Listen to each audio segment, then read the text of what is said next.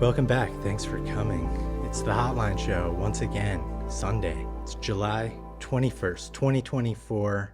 It's the 21st Hotline Show. Can you believe it? XXI. Super Bowl numbers. What have you been up to lately? Let me give you a quick update here. It's been hot. Anyway, if you don't know, the Hotline Show, people call the number. It's in the description below. Leave a message. Ask a question. It can be about anything. Most people ask about photography, but you'll see. It's pretty random most of the time. Not really that random. It should be more random, maybe. That would be nice. I feel like I need to start over. I'm not. I didn't think I had time for this. Hold on a second. Give me 1 second. Hello? Noah. You should have started it over. I was just saying that. Yeah, but for real. I'm looking at this edit right now. It's a fucking mess. Come on, man. Get your shit together and get it moving. We've got a lot of projects going on that we can't talk about right now. Okay. Bye. Yeah, we gotta move on. We don't have a lot of time. We got a lot of projects going on. Hopefully updates on a bunch of stuff soon, but the thing about talking about things you're working on is you sort of ruin it. A good friend of mine, a while back, he told me, when someone asks what you're working on, just say it's top secret. That way, it makes it sound like you're working on something, even though you might not be. But you can't talk about it. And it sounds like it could be special. But it's usually not. Let's go to the first caller. Hello, Nova. It's Peter from Germany again. Quick note. You posted about your politics project on your story a long time ago. I am a true Kalina fan. It's a photographic memory. No need for security. Okay, new question. I have always enjoyed what I call your temporary graffiti of almost water. You know, where you write on steamy windows and in the snow by your house. Usually what you write is delightfully hopeless or nihilist, which I enjoy, of course. What's the story? When did you start this project, and will you ever collect this work in any way? Okay, thank you. Peter from Germany again. Thank you for calling, and thank you for clarifying that you had seen my post about politics many years ago, and you just watch and are a fan, and I appreciate that. I'm not really looking for security. I didn't think you were a threat, but I hear from a lot of people who watch the show who are suspicious of you for some reason. And they think I'm making you up. They think you are a friend of mine. I have nothing to do with you, Peter, as you know Peter, but to everyone else who might not know. I don't know Peter, but I love that Peter from Germany calls every week, and he's always got great questions, and they're especially great because he knows about everything that I do somehow. Peter, regarding the writing that I do on windows, steamy windows, or in my fields, I did a video about, well, not about it, but I posted a few on this channel back in the winter. When I was writing on car windows, I actually made a newsletter about this. I think I called it Car Window Poetry. This is one right here. We put it in another video the other day. It says, "We are fucked." And actually I have this one on another window. It just says fuck, but a bunch of U's. Yeah, they tend to be nihilistic, I guess. It's just usually they're morning thoughts, whatever the first thing that comes into my head, and I go out there, and if the car is fogged up, I'll do it. My new car doesn't have the best window for it. For whatever reason, just doesn't work as well versus my older cars. Whatever the window coating is, just the characters don't display as well as they used to. So I don't do as many on my car as I used to. And with the snow, it's got to snow, but only a little bit, enough that I can shovel it, but it's not too deep. So it's impossible. It's just so good if I can drag it. I'll put one up here right now so people know what we're talking about. This was in the winter. Will I collect that? Will I put it into a show or a book, or maybe someday, perhaps? these projects, I work on them. It's just a bunch of stuff over time. And once it gets to a level where we're like, I think we're done, we don't want to do it anymore, we have enough, we will put it together into a collection. Sometimes people reach out, they want to exhibit it somewhere. Never happened with this work yet. Maybe it never will happen, but just put stuff out there and we see what happens. I don't often have long-term like goals necessarily for projects like that. It's just something I do, and they find a place eventually over time. So I'm glad you like it. I like doing them.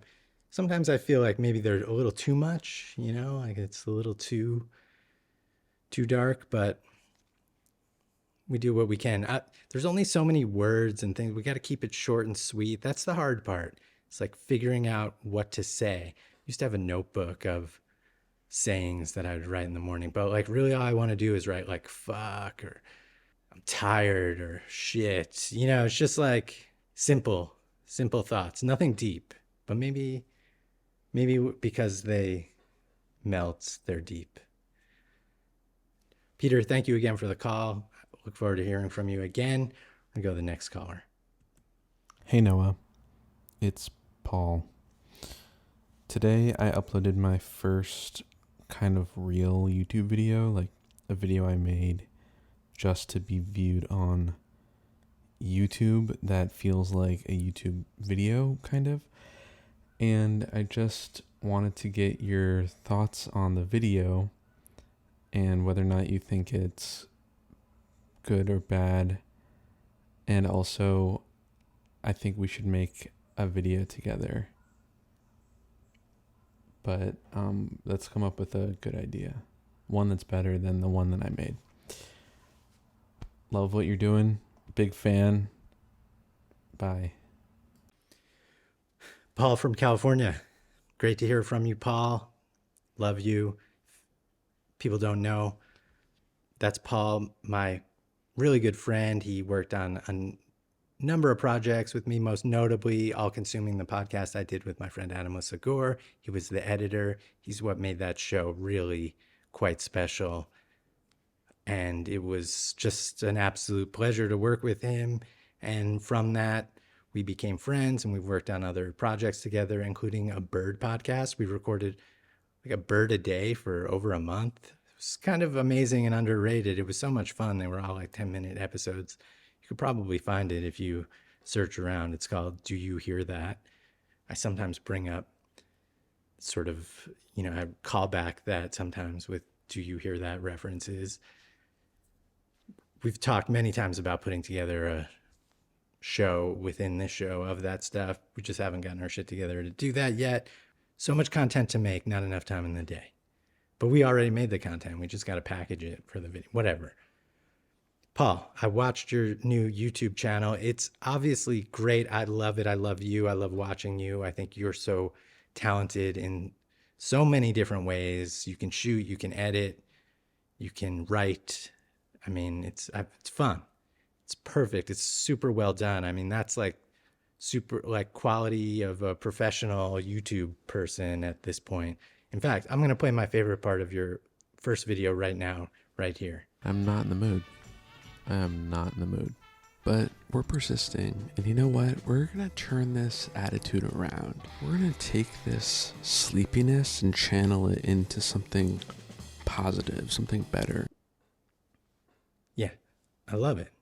And I think everyone should go subscribe to Paul's channel. I put a link in the description below. Follow along. Paul, I hope you keep it up. I mean, what do I know? Look at the numbers of views on this video. Not high yet, but people say, just keep it up. You do it. We just do it. We just make it. We're just putting it out. It's all practice. A lot of the stuff I make, some has like formed into projects and it's fully formed and I know what I'm doing, but a lot of the times I'm just out there making stuff. And early on, and even I think to this day, I'm 44 years old, I'll shoot and I'm like, this is practice. And they call it an art practice for a reason. Just always working, iterating, making it better. And you're already like 95% there. I mean, I guess it cut with YouTube. I don't know how it works. Is it the thumbnail? Is it the description? I think that all that stuff is bullshit. You just got to make what's true to you, and people will find you. I think. I would hope that's how it's supposed to work. But obviously, the internet in this day and age is all, I don't know, just algorithmic, and it's Google, right? YouTube is Google. People are searching for shit. So like they want, my dishwasher's broken. How do I fix my dishwasher? Then they watch a YouTube video. It's more niche that, it's all niches and fucking topical stuff, or like, you got to focus. I'm not into that. I like people who are just like interested in the world and have a good perspective. And you are that. And I think if you keep doing it, you'll find your audience and people will love it. And your skills are unparalleled. So we'll talk soon. We'll definitely work on a video. I know I was trying to fly you out here. I just kind of spent all my money. I haven't told you yet. I don't have the money to do it now because of something I just did, but we're going to do it soon enough and it'll all pay for itself somehow, some way, because it just does. Maybe. Talk to you soon, Paul. Next caller. Hey, Noah, it's Patrick. I'm watching your Hotline show, and the stack of apple boxes over in the corner has a very surprised face. And it got me thinking. In my intro to photography class, one of our early assignments was to go out and take pictures of faces that we saw out in the world. And it got me wondering about, other things. There's other assignments that we had in that intro class that was like take a picture of an egg, which you were also just talking about in the show. So my question to you is, if you had to give an assignment to a photography class, do you have any good ideas? What would you assign the class to go out and do? That's my question. Keep up the good work on the show. Thanks. Patrick, thanks for the call. I appreciate it. Yes, this is my new Applebox face, which I think might be a new character that we're going to keep here, at least for now. But he's like my Wilson. And I just know I don't feel as alone when he's sitting here. Regarding an assignment for a photography class, that's interesting. One of my early photo classes in college, and I went to school for photography, art school, we went out and we had to photograph an apple. And I never really understood it at the time. I feel like things weren't like properly explained, like why are we doing this? But the apple, we'd go out and just photograph an apple and then make the print and bring it in. So that was an assignment. I don't know how much I got out of that, except, when it comes to printing an apple, I guess it's the tones, the black and white tones. And I did make a really nice photograph of an apple. Composition, it's just sort of about form, light and shadow and form. Now, if I were to teach a class, I think what I would do is I would make the class make 3 photographs in a day, where they had to wake up and do a photograph at sunrise, photograph in the middle of the day, and a photograph at sunset, the end of the day, twilight, maybe in the same location. And I would do this because I want to stress the importance of light. Obviously, photography is all about light. It's literally in the name. And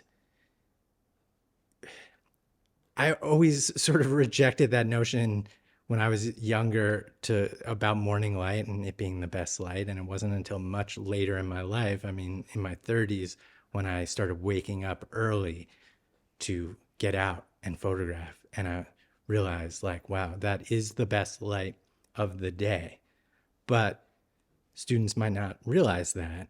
So I'd want them to go out and experience it for themselves and really discover what light does, especially natural light. When we get into these lights, it's a whole different story. But, it's light. Light is light. So it's just figuring out how to see it and harness it. And once you have that down, you can basically express yourself with photography in many different ways. So that's my assignment. 3 photographs, morning, noon, and night. Bring it in next week. Love to see it. Thank you, Patrick. Next caller. Hey Noah, James here. It's been a while since I've called. I'm glad to see the show has returned after its little hiatus. I think it was about maybe a month you were down. But glad to see you back. 2 questions for you today. So the one is kind of simple. I've noticed in your setup you have your screens facing the window you have. I'm just wondering how you edit during the daytime. I don't see blinds or any curtains or anything. I'm just wondering, don't you ever experience glare on your monitors? Do you have like a glare cover on your screen? I notice that it usually impacts the color of photographs when using glare technology. So I was just wondering how you dealt with that, or do you only edit at nighttime? And then the second question, I noticed in some of your videos you have a very, I was going to say harsh view on like social media companies and those kind of things, but I think it's pretty accurate. But I was wondering, what are your thoughts on Adobe?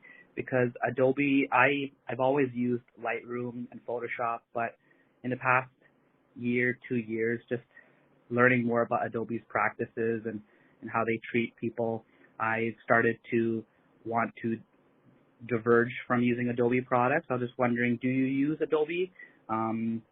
If not, what do you use to edit your photos? Thanks. Hope you have a good day. Bye. James, thanks for calling. I'm glad you called back. I was missing you. I thought I lost you. So I'm glad you came back. Great questions here. A number of really good questions. So first things first, the windows behind my desk with my main setup back there, and does it create glare on my monitors? No, it actually doesn't. I mean, obviously there are windows back there. That's a standing desk. I mean, I modified it so it goes up and down. So this studio is oriented north-south, and right now I'm looking south, and that's facing, if you look out those windows, that's north, like almost perfectly north-south. So sunlight comes in directly this way. So if my monitors were here with them facing the windows, it would be very reflective and probably bad and unworkable. But on that side, and especially because it's mostly trees back there, it never gets too bright. There's never direct light, and it's just not something that affects the screens. I've never put anything over my screens. That would be horrible. I hate those things. They just make everything look bad. Not a good idea. Even just to protect screens, I think those are bad. But yeah, it's just not an issue. Even when I'm standing in there higher, and you know, sometimes, yeah, maybe I can see it, but it really doesn't have an effect on my work and what I'm looking at. So it's not really an issue. Harsh view of social media companies. Yeah, I do. I fucking hate most of them. And it's funny because I sort of know like a few of the people who started some of the biggest websites, like personally. I met them and I've spent time with them, and I know that they're real people. And, you know, I don't think any of them are necessarily like bad people in any way. I think what happened was, you know, kids, you know, people got lucky. People got really fucking lucky, and could have been anyone. Right time, right place. You create something that becomes massive, and you then have all this power, and, you know, these companies get big and there's a lot of money. And that's what it ends up coming down to, is people just care about the money, and the people who end up showing up and influencing the decisions that are made on the top. It just comes down to one thing. I don't like whatever principles they might have deep down ultimately doesn't matter, because things are made for one reason and one reason only. And I find that just deeply upsetting, and also just like, yeah, you know, it's shitty. And I think those people know better, especially with the things that happen to a lot of those companies. So it makes me angry. And then the people who get jobs at those companies and who go along with it, just sort of the antithesis of what I sort of believe in it at my core. It's not to say if I wasn't in those positions, I wouldn't have rolled over to for the money, but how much money do you really fucking need? How many billions? At what point do you put your foot down and say no? Like, we're not going to do it this way. We're gonna fix this. We're gonna make things better. And you know, why do they even still do it? At a certain point, you make so much, it's like, fuck. If I had all that money, I'd disappear. Just go somewhere and never be heard from again. Like, why hold on to that if you're not gonna like take on the real responsibility of running those sites? So it just makes me upset. And that's some punching up shit online. Like, I'm nobody to them. So I think you can say like fuck you to them, and they can't say anything back. Also, they know. Maybe. Adobe. Yeah, I do use Adobe. I pay for like the whole suite. I've been using Adobe since I was in college, from like crack software to the point where I started to pay for it. I actually have a relationship with Adobe. They've interviewed me. They brought me out to the Adobe Max, their conference. They flew me out twice for that. Just guess, like all expense paid kind of thing. Scott Belsky, who runs product there, I wouldn't say we're friends, but we're acquaintances, and he basically runs Adobe. He interviewed me for one of the books he wrote. So that's how we know each other. He's the guy who created Behance, and then Adobe bought Behance, and then he became like sort of the head of Adobe. But he's a great guy. I like him a lot. He's really smart. I know, again, it's a money thing. It's all about the money, and they're going to do whatever they can to increase shareholder value. And it sucks. And fortunately, now there are lots of alternatives, and people should investigate them if they're interested in it. I'm a little too deep in Photoshop. I mean, that said, I use Capture One. Phase One works better with Capture One, but I process my raw files there, and then I bring it over into Adobe. Really, if it weren't for Bridge and Adobe Photoshop, I don't really use a lot of the other shit. So it sucks to have to pay for it. One tip is go to cancel, and then they'll cut the price in half for over a year, or like give you 3 months and then do it again, pay another month, and then go to quit again, and then they'll give you the deal again. There's ways around it to like get the price down, but it sucks. It's way too expensive now. I think it's getting absolutely ridiculous. And for what? Is it really getting better? No, they're just trying to extract more money because it's a public company and they need to grow, and it sucks. So I'd invest. I know there's a new software people are talking about. Look into that. I edit on Final Cut Pro. I paid once for this, and it keeps updating. And that's Apple. Wish they still had Aperture. That would have been great. So complicated feelings about Adobe. It's somewhat personal because I do like some of the people there, but I'm no spokesperson for them. I think people should use whatever they want, and it doesn't matter what you use, whatever works for you. James, thank you for that call. Let's do the last call. I know, this is great. How is New York? Is it cool there? Is state life interesting? I can imagine you've met a lot of interesting and eccentric individuals there. Was there any that stood out to you in particular? I really enjoy your body of work and the Everyday series, as well as your other ventures. I've been watching your hotline for quite a while and have been enjoying it a lot, and it's really cool. How is your day, by the way? Is it going pretty well? I hope it is. I really like your newsletter. It's an interesting read. I have several questions for you. Please pick and choose which ones you find the most interesting. Okay, so how do you perceive time? Like, what calendar do you subscribe to personally? The Mayan calendar, the Hebrew calendar, Chinese calendar, solar calendar, Hindu calendar, the Julian calendar, or the one that everyone subscribes to, the Gregorian calendar, or at least most people, not everyone, but the majority of people. What are your favorite albums? And do you make music or play any instruments? Like, and what instruments do you find interesting personally?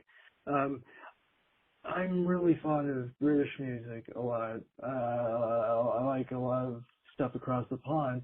Have you ever thought of incorporating drawing and painting with photography to create surrealist works, if you do any of that stuff? What is your favorite color? I like red. Also, what is your ethnicity? I've read that Kalina can be a Slavic or a Ashkenazi Jewish last name. Also, what do you think of Joe Pura? I really like him. He's he's very interesting. He reminds me of you, but not in the way you act, but rather your vibe, your aura. You're very relaxed and very chill, very interesting, very captivating. Anyway, I think that's all for now. Thanks again. See you on the flip side. Have a wonderful day again, and bye. Gray? Was that your name? I don't know if I heard that correctly. I think you said Gray. I hope it's right. If not, I'm sorry, but I'm going to call you Gray.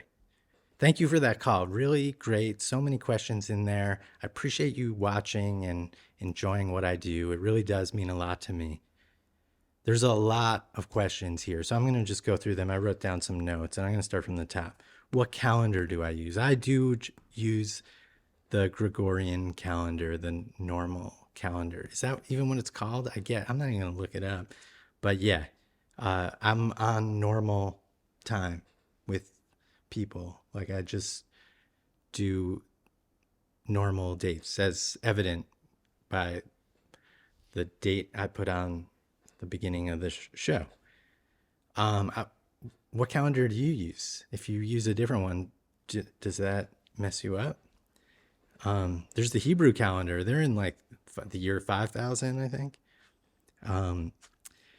Favorite albums. Well, I think, I think back to like, my teenage years, my college years, late 90s, mid to late 90s music, early 2000s.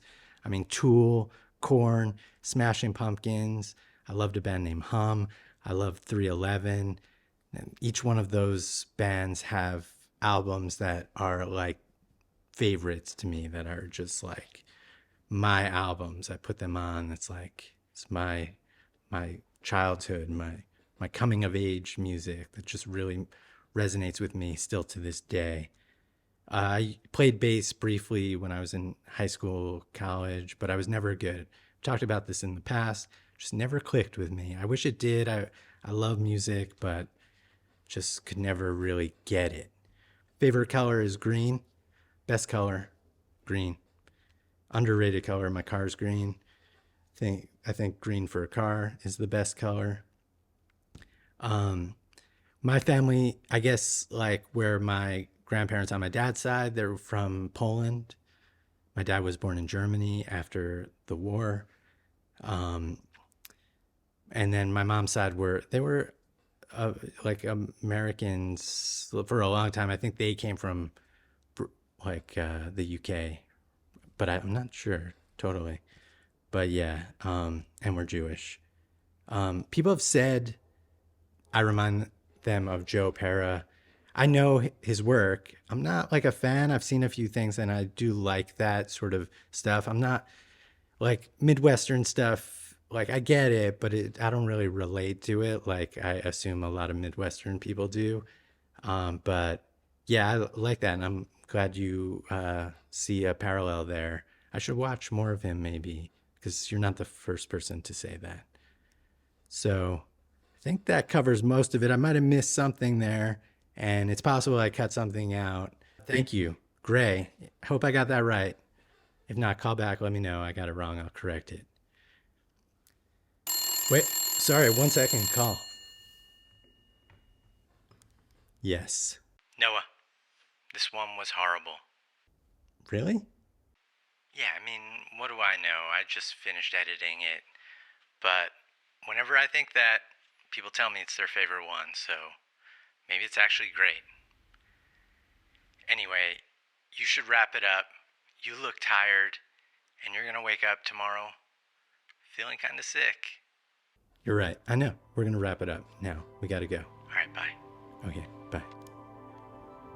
Well, that's that. Thank you for coming.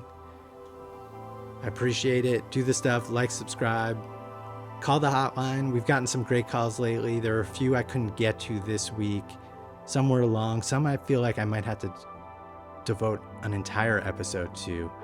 I think that is fun, actually, maybe devoting episodes to certain questions, because I can go out and like go a little deeper.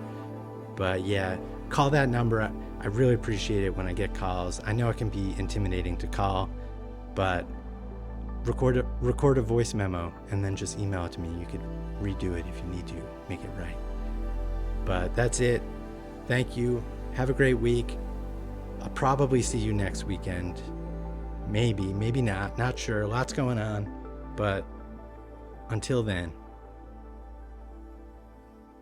have a good one.